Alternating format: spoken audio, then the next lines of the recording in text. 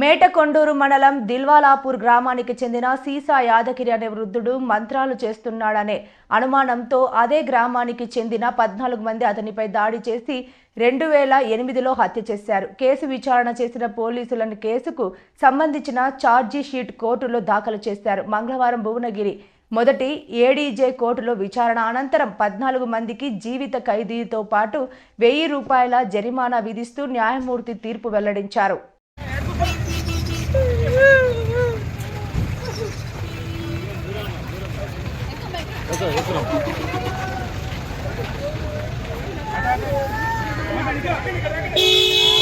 Oh!